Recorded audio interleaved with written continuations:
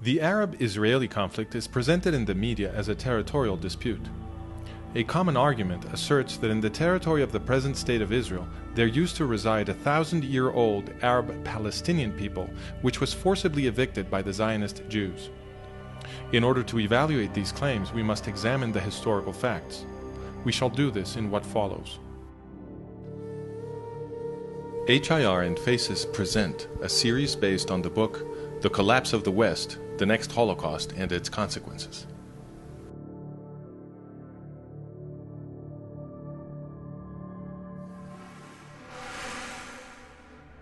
It was the Romans who, in the 2nd century of the Common Era, first used the name Syria Palestina for Jerusalem and surrounding areas.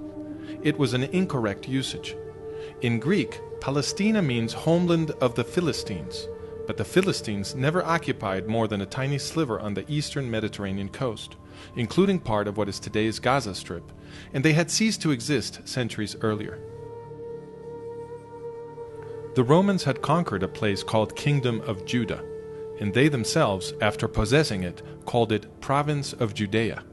Both names mean homeland of the Jews. Why then did the Romans change the name to Syria Palestina? This is an important question. Jewish community and religion are organized around the Law of Moses, which, according to Exodus, was born in an Egyptian slave revolt. This explains why the Law of Moses denounces oppression and protects the poor. It also explains the preoccupations of the Roman military aristocracy. In those days, the Jews were a very large population distributed throughout the Mediterranean. The greatest worry of the Romans was that the popularity of the Law of Moses among the oppressed peoples of the empire might result in revolution. In order to avoid such an outcome, the empire launched enormous mass killings of Jews, remembered today as the First Jewish War, the Diaspora Revolt, and the Second Jewish War. According to historians, taken together and in proportional terms, the Romans killed perhaps more Jews than did Adolf Hitler. Once the genocide had been concluded, Emperor Hadrian, after destroying Jerusalem in the 2nd century, brought Greeks to settle it and forbade the entrance to Jews under pain of death. The city was renamed Aelia Capitolina, and the area Syria Palestina.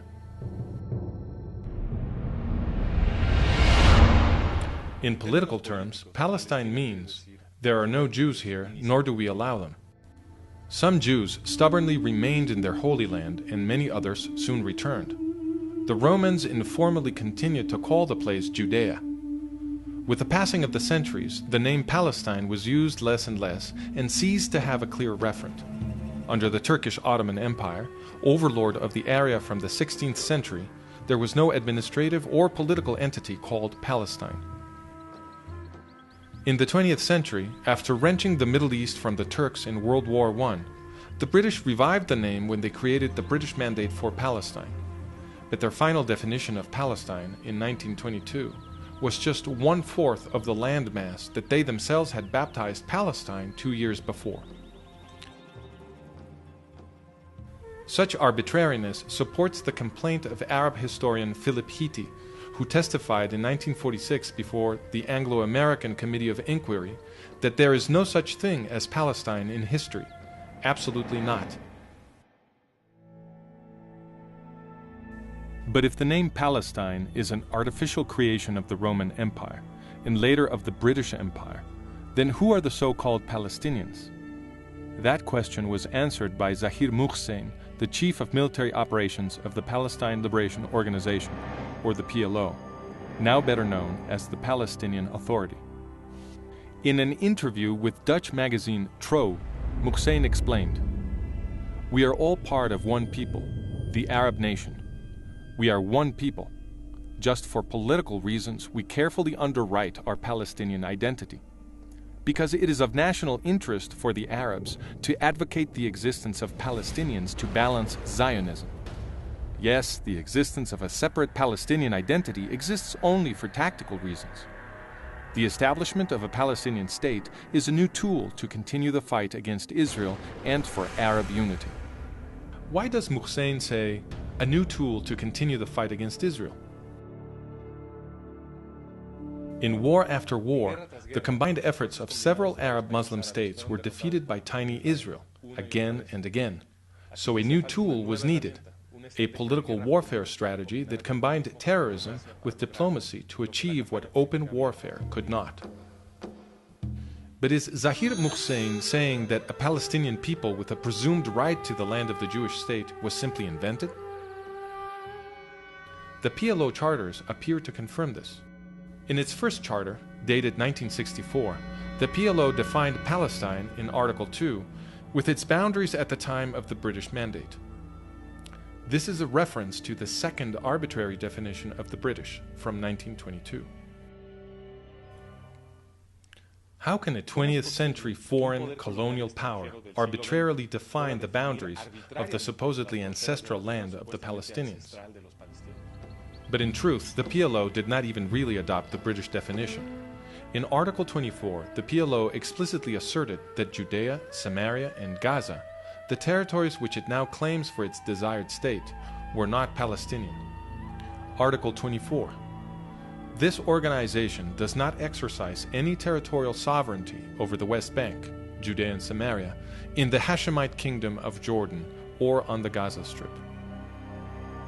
In 1968, the PLO rewrote its charter. This time, the definition of Palestine did not exclude Gaza, Judea, and Samaria, so the PLO was now claiming these territories. What explains the change? In 1964, when the PLO wrote its first charter, Egypt was illegally occupying Gaza, and Jordan was illegally occupying Judea and Samaria. But then the Arab states provoked the War of 1967, or Six-Day War, in which the Israelis captured the territories of Gaza, Judea, and Samaria, among others. It was after this that the PLO rewrote its constitution in 1968, this time including Gaza, Judea, and Samaria in its definition of Palestine. The borders of Palestine are therefore flexible and are redrawn to surround exactly the territory which Israel controls. In other words, the borders of Palestine are chosen merely so that it can be used as a tool to continue the fight against Israel.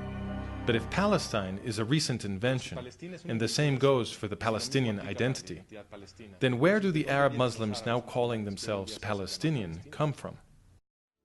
Today, about 8 million people live in Israel. But the most reliable estimate about the 19th century puts the population of this area at 300,000. It was practically empty. And that is how 19th century travelers described it. For example, in the mid-19th century, the British consul complained that the area was empty of inhabitants. When Mark Twain visited, he remarked that in the Jezreel Valley there wasn't a single village to be found for 30 miles all around. And a visiting French author, Pierre Loti, wrote that cities and palaces had turned to dust. In a historical study, Karl Hermann Voss explained all this as a result of the Arab-Muslim conquest. In the 12.5 centuries between the Arab conquest in the 7th century and the beginnings of the Jewish return in the 1880s, Palestine was laid waste. Its ancient canal and irrigation systems were destroyed, and the wondrous fertility of which the Bible spoke vanished into desert and desolation. Under the Ottoman Empire of the Turks, the policy of desfoliation continued. The hillsides were denuded of trees and the valleys robbed of their topsoil. And the few people who lived there, who were they? A majority were Muslim, but they were divided by various identities, some of them violently opposed to each other, and none of them Palestinian. There were also small Jewish communities in the large settlements and in the villages of Galilee, and also large populations in Jerusalem, Hebron, Safed, and Tiberias. In Jerusalem, in fact, the Jews were a majority. A document from the British consulate dated 1859 states, "The Muslims of Jerusalem do not exceed a fourth of the entire population." In 1878, 2 years before the Zionist migrations began, the Ottoman Sultan launched a resettlement policy to bring foreign Muslims, mainly Circassians and Algerians.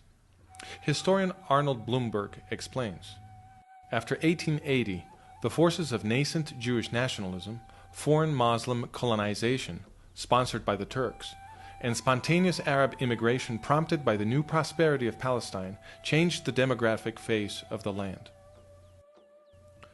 Given that starting in 1878, enormous waves of Muslim immigration began arriving in what was essentially an empty territory, it is obvious that the vast majority of those now calling themselves Palestinian do not have thousand-year-old roots in the place.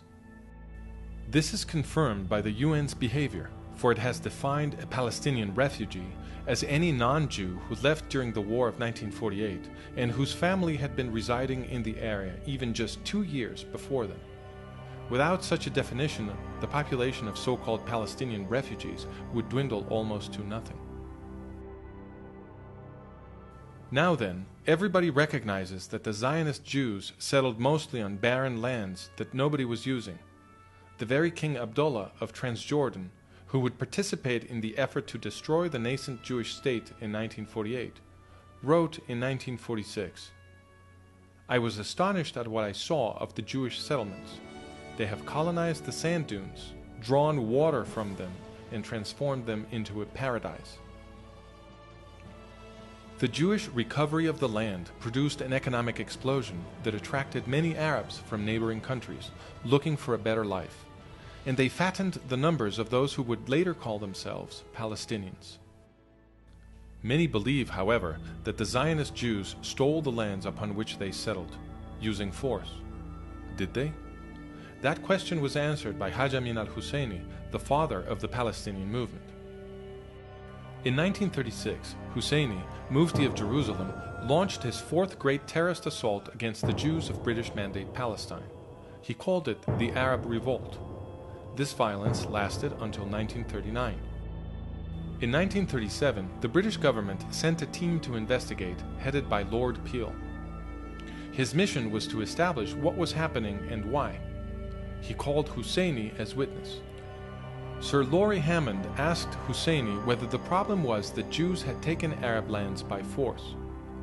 Husseini replied, "In most cases the lands were acquired. I mean forcibly acquired, compulsory acquisition, as land would be acquired for public purposes. No, it wasn't. Not taken by compulsory acquisition? No. But these lands amounting to some 700,000 dunams were actually sold? Yes, they were sold, but the country was placed in such conditions as would facilitate such purchases." "I don't quite understand what you mean by that. They were sold. Who sold them?" "Landowners." "Arabs?" "In most cases, they were Arabs." "Was any compulsion put on them to sell? If so, by whom?" "As in other countries, there are people who by force of circumstances, economic forces, sell their land." The Arab landowners who, according to Husseini, had been forced to sell their lands were the Effendi, the great feudal lords of the area. They did whatever they liked. Nobody forced them to sell. And they had sold their least productive lands at very high prices. In fact, Husseini's own family, among the largest Effendi landowners, was doing a brisk business with these sales. The Husseinis first would threaten the small landowners with death if they dared commit the so-called national crime of selling land to Jews.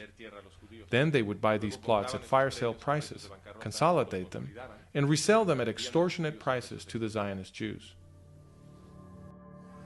Historian Nathan Weinstock explains, "In other words, hyper-nationalist propaganda became a lucrative industry, indeed even an American-style racket, for the Arab gentry." To conclude, it is false to say that a 1,000-year-old Palestinian people had its ancestral land taken by force by the Zionist Jews. First, because there was no such Palestinian people in the land, and second, because the Zionist Jews bought their lands from willing Arab landowners at prices well above the usual market rate. To see the documentation that supports the statements in this video, visit The Collapse of the West, the Next Holocaust and Its Consequences, Part 1, Chapter 1. It is often said that Islam is the religion of peace, and that the Palestinian movement is secular. Are these claims true? That will be the topic of our next video.